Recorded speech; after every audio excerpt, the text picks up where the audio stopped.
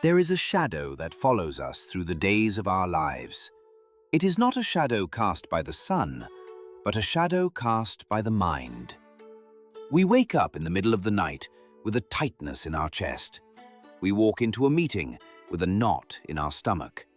We look at the future and we see disaster waiting for us around every corner. We spend the vast majority of our energy preparing for catastrophes that have not happened. We defend ourselves against enemies who have not attacked. We are exhausted, not by the battles we have fought, but by the battles we have imagined.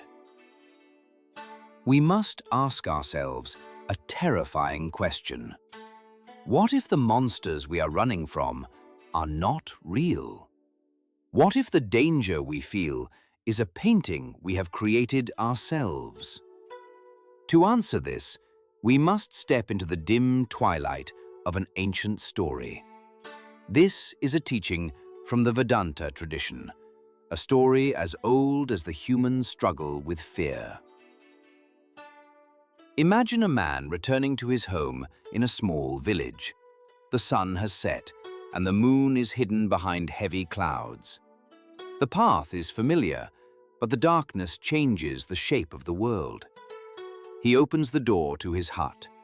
The inside is pitch black.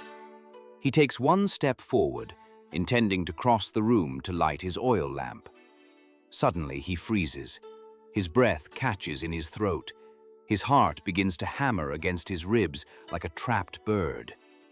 There, in the corner of the room, he sees it. A snake. It is coiled and ready to strike. He can see the curve of its body. He can almost hear the low hiss of its breath. He stands paralyzed. He knows that if he moves, the snake will bite. He knows that the bite of this snake is fatal. In that moment, his body reacts as if death is imminent. He breaks out in a cold sweat.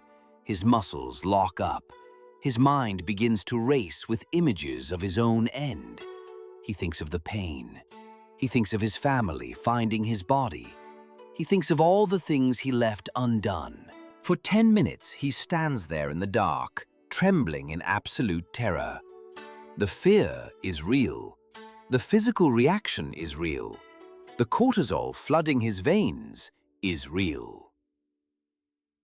Finally, a neighbor hears his sharp intake of breath, or perhaps his whimpering.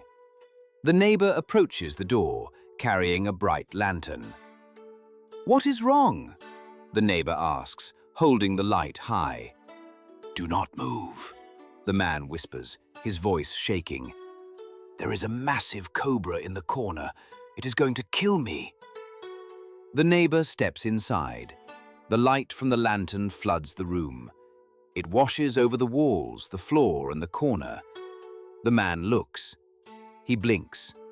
He looks again. There is no snake. There is only a coil of heavy hemp rope that he had left there that morning. The man collapses in relief. But then a confusion sets in. Where did the snake go? Did it slither away through a hole in the wall? Did it vanish into the spirit realm?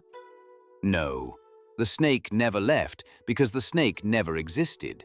It was a creation of the man's mind. The darkness was the canvas, and his fear was the painter.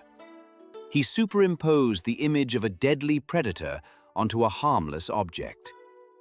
But here is the crucial point. While he stood in the darkness, the fear he felt was 100% real. He suffered exactly as much as he would have suffered if a real cobra had been there. This story is the perfect map of our modern anxiety. We look at the rope, but we see the snake. Think of how this plays out in your life today. You receive an email from your boss that simply says, "We need to talk." That is the rope. It is a neutral fact. It is just words on a screen. But your mind is in the dark. You immediately project a snake onto it. You imagine you are being fired. You imagine the humiliation of walking out with a box of your things. You imagine not being able to pay your mortgage. You spend the whole weekend in a state of high alert panic. Monday comes. You walk into the office, trembling. Your boss looks up and smiles. She just wanted to ask your opinion on a new client. The snake dissolves. It was never there. But you have paid the price of the fear anyway. You have lost 2 days of your life to a phantom. We do this with our health. We feel a strange ache in our side. That is the rope. It is a sensation. But in the darkness of our ignorance, we Google it. We project the worst possible diagnosis. We plan our funeral. We mourn our own life. A week later, the doctor tells us it was just a muscle strain. We do this with the economy. We read a headline about a recession. That is the rope. We project a future where we are destitute, homeless, and starving. We contract our lives. We stop living out of fear of a poverty that has not arrived. The lesson of the rope and the snake is not that there are no dangers in the world. Real cobras do exist. But the vast majority of our suffering comes from superimposing danger where there is none. Notice the solution in the story. The man did not fight the snake. You cannot fight a snake that isn't there. If he had taken a stick and tried to beat the snake in the dark, he would have only hit the rope and perhaps hurt himself. You cannot solve a delusion with force. You can only solve it with light. The light, in our case, is information. It is the willingness to look at the bare facts before we write the story. When the panic rises, you must become the neighbor with the lamp. You must pause the spinning narrative in your head and ask a simple, radical question. Where is the snake?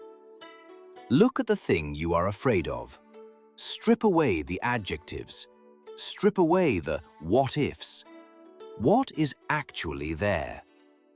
Is your partner actually leaving you, or are they just quiet tonight?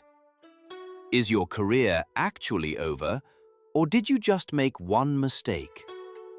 Is everyone actually judging you, or are they just thinking about themselves? This practice requires a great deal of courage. It is strangely comforting to hold on to the snake. The snake gives us a reason for our anxiety. It validates our stress.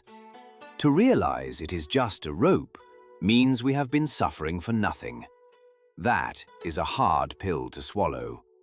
But the freedom on the other side is immense.